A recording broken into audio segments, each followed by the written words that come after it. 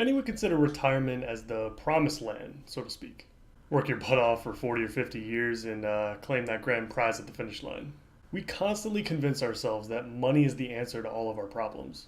And sometimes we even use it as an excuse to justify why we aren't happy. Let me ask you something. If I gave you $1 million cash right now, but you had to skip the next 20 years of your life, would you do it? My name is Adam. This is Questions for Change. Let's go.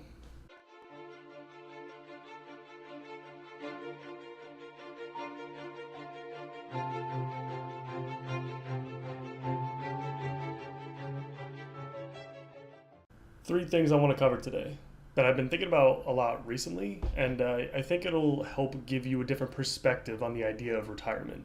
Thinking about reward versus consequence, absolute versus relative income, which is actually a huge one, and then we're going to answer the question of the day. If you immediately answered yes to the question from the intro, stick around because I think I can change your mind. All right, so first off, let's talk about the mindset we tend to have when we think about retirement. Essentially, we tend to only think about the rewards that we reap once we've spent our entire lives waiting for this magical bucket of money to get dumped on our heads.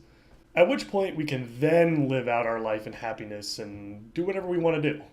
To keep us motivated along the way, we tend to ask ourselves stuff like, what do we gain for all of our efforts? We make a list of these wants and rewards, and then we constantly remind ourselves throughout our lives just to keep us motivated.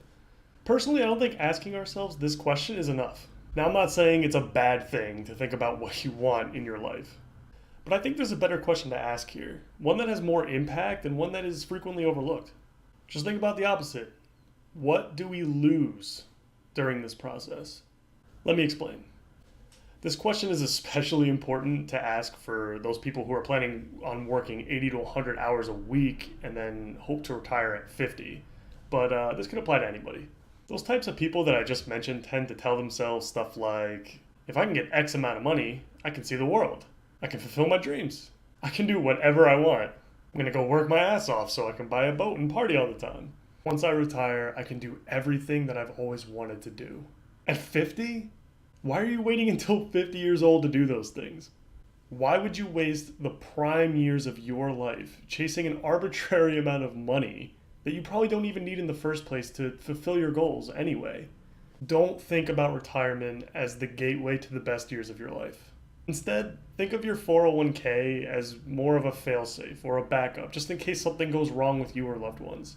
All right, while we're on the topic of money, let's talk about absolute versus relative income, because it plays a huge role in understanding your financial goals long term.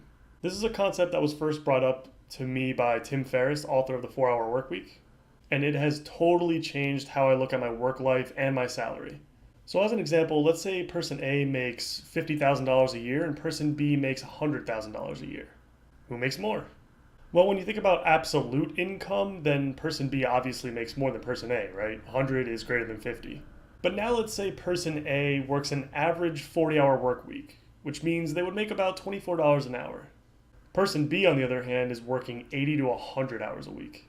If this is the case, then person B would be making the exact same amount of money per hour as person A on a short week. This is what we would consider relative income. And if you need a pick-me-up, think about it, because chances are you probably make more than some professors do. This concept, while very easy to understand, is also very easily forgotten and overlooked. When you talk about salaries in discussion, you tend to only see that number or those numbers in comparison. You don't tend to think about the hourly rate. You don't tend to think about how many hours they spend at work each week. And so with that example fresh in our minds, let's ask that question again. What do we lose in this process? The answer in most scenarios is time. And you should think about that for a little bit. Decide what is more important to you, time or money. Do you want that extra 50K per year? Or do you want that extra 2,500 hours per year of free time instead? Choice is yours. Personally, thinking about absolute versus relative income made the dark side of retirement even darker for me. And it also makes me realize how important my time really is to me and even to my friends and my family. My point here is that when you think about retirement as the finish line, you're giving up a whole lot more than you think you are. Now to wrap up this video, I'm going to give you that offer again real quick. Still want that 100 mil? Or do you want the 20 years? Whether or not you changed your mind from the beginning of the video, I hope I got you to look at retirement a little bit differently. And maybe even your everyday work life as well. If you disagreed with anything that I went over in this video, please let me know your thoughts on retirement down in the comments section below. I would love to hear about different perspectives on the subject, and especially if you're already retired and have that experience. Please leave a like if you thought this video was helpful in any way, and please hit that subscribe button if you want more videos like this one.